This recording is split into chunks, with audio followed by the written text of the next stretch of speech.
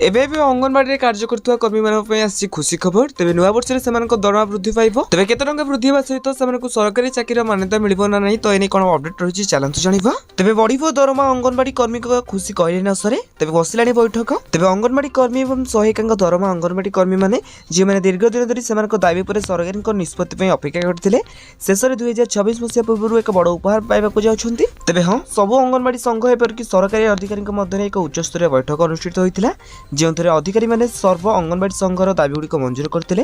ଏହା ବିଶ୍ୱାସ କରାଯାଉଛି ଯେ ନୂତନ ବର୍ଷର ଅଙ୍ଗନବାଡି କର୍ମୀମାନଙ୍କୁ ଏକ ବଡ଼ ଉପହାର ମିଳିବାକୁ ଯାଉଛି। ତେବେ ଏହି ବୈଠକ ସମୟରେ ବିଭିନ୍ନ ପ୍ରସଙ୍ଗ ଉପରେ ଆଲୋଚନା କରାଯାଇଥିଲା। ତେବେ କର୍ମୀମାନେ ଅଧିକାରୀମାନଙ୍କୁ ପର୍ଯ୍ୟବେକ୍ଷକ ନିଯୁକ୍ତି ଏପରିକି ଶିକ୍ଷାଗତ ଯୋଗ୍ୟତା ବିଚାର କରିବାକୁ ଦଶମ ଏବଂ ବିଏ ଉଭୟ ଭାଗରେ ଏହାକୁ ଅଣଦେଖା ନ କରିବାକୁ ଅନୁରୋଧ କରିଥିଲେ। ତେବେ ଅଧିକାରୀମାନେ କହିଛନ୍ତି ଯେ ଜରୁରୀକାଳୀନ ଛୁଟି ଅଧୀନରେ 20ଟି ଛୁଟି ଯେପରି ହ୍ରାସ ନ ହୁଏ ତାହା ନିଶ୍ଚିତ କରିବା ପାଇଁ ବିଚାର କରାଯାଉଛି। ଯେତେବେଳେ ଦରମା ଛୁଟି ପାଇଁ ବୃଦ୍ଧି ହ୍ରାସ ନ ହୁଏ, 1 ମାସର ଜରୁରୀକାଳୀନ ଛୁଟି ପାଇଁ ସହମତ ହୋଇଥିଲା। ତେବେ ସିବିଇ ଓ ହ୍ରାସ ସମ୍ପର୍କରେ ଅଧିକାରୀମାନେ କେନ୍ଦ୍ର ସରକାରଙ୍କ ସହିତ ଏ ବିଷୟରେ ଆଲୋଚନା କରିବାକୁ ପ୍ରତିଶ୍ରୁତି ଦେଇଥିଲେ।